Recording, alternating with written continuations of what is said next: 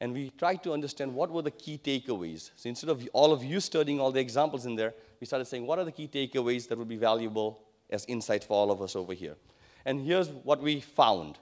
The first one, as we ask companies, why is innovation important? What are the benefits of innovation? When I tell you the answers, you'll say it's obvious. But here's a very simple summary of what it was. Again and again, companies who invest in innovation, right? And they say we want to grow through innovation, they get a couple of premiums. Premiums is what ultimately makes your company more valuable. Okay? The first premium they get, over there I guess, oops, is if you ask bankers, if you ask shareholders, investors, they like to invest their money in companies which are called innovative. Today, if you had a choice of putting your money in Apple or Dell, where would you put your money? Apple? Dell? Yeah? I don't think it's Dell anymore. Dell used to be a great company before, but today Dell's business model has got tired. It's not considered as innovative anymore. And so if you want to make money in the stock market, you'll put your money in Apple. Again and again, companies which are perceived as innovative have more people going to them to invest money into. And there's a premium that you get in the industry for that.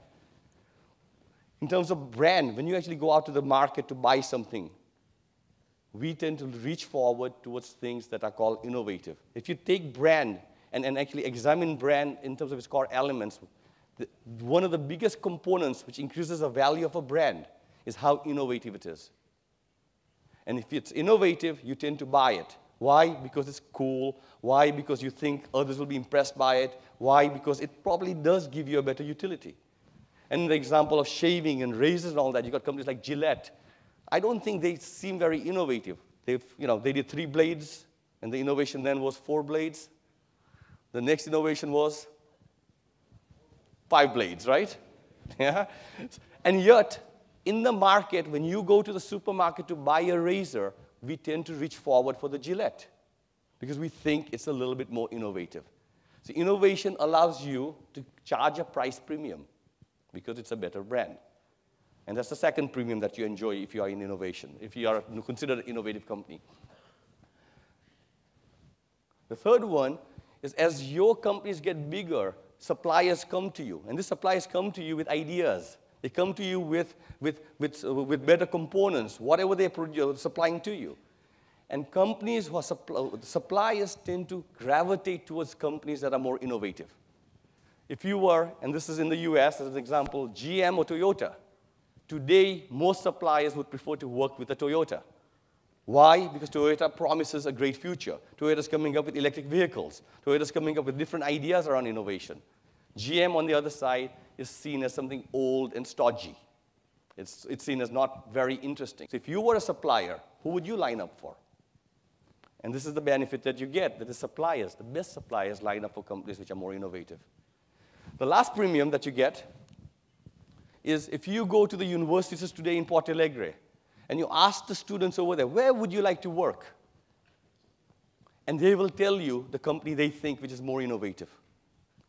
They will tell you. In the US, if you ask students, where would you like to work? Would you like to work at Google or Microsoft? What do you think the answer is? Google, yeah? And guess what? They will work at Google for a lower salary than Microsoft. And the best and the brightest will go work at Google. Why? Because the innovative company promises growth. It gives a chance for every person a better future and space to grow. So when you look at in combination of this thing, those 4 premiums are very powerful. And this is why companies who are pursuing innovation as a strategic thrust continuously, it's a virtuous cycle. They keep on doing better and better. Right? So if there's any questions when you talk in your organizations as to why innovation is important, perhaps these are the 4 attributes that you can use to say why it is necessary for us to innovate, because we can get the best investors for the lowest cost. We can charge our customers the highest price because we've got a cooler, better brand. We have the best suppliers coming to us, and they'll give us the best ideas, the best components, and also talk about what's next. And lastly, we will have the best and the brightest working in our company.